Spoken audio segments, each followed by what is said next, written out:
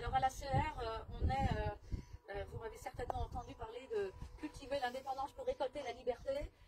C'est bien défendre ce qu'ont acquis nos parents et les générations précédentes que l'on doit défendre.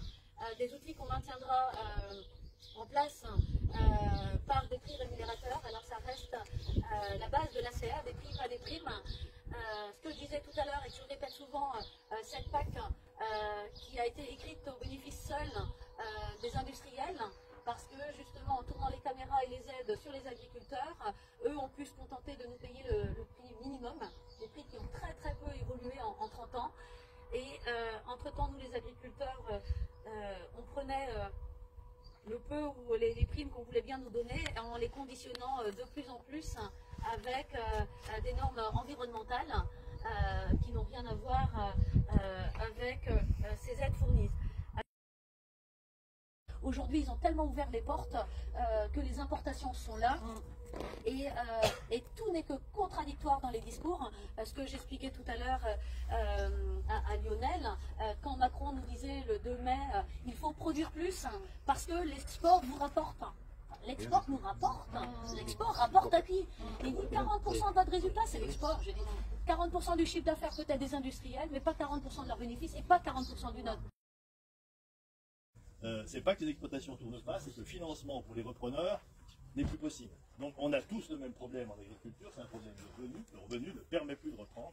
On était encore en discussion avec le préfet la semaine dernière, mais qu'est-ce qu'il faut faire, c'est tout ce qu'on n'a pas aujourd'hui dans les discussions qu'il y a, il n'y a pas de perspective de revenu, donc c'est un gros problème.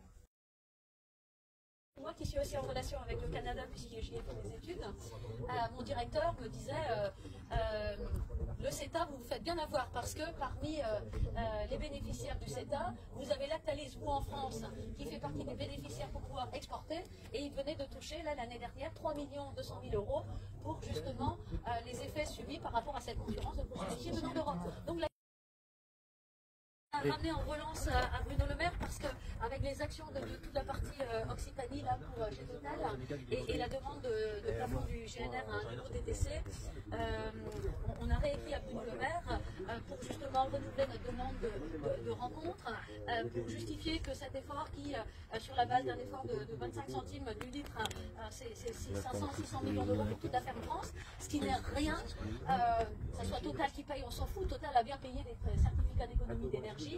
On a aussi demandé une taxe qui pourrait être de 20% sur tous ces traites maritimes par rapport à l'acheminement de denrées alimentaires vers chez nous, qui devrait aussi être taxé, et on pourrait avoir un GNR encore moins élevé.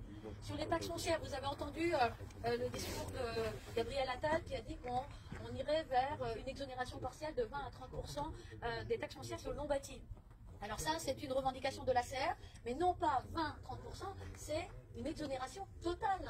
Parce que quand vous faites, vous regardez les impôts fonciers que vous payez rien que pour vos propres terres, et que vous mettez en face les loyers que vous êtes censé avoir perçus de votre ARF, ces impôts fonciers sur nos bâtis équivalent, suivant les régions, entre 40 et 50%.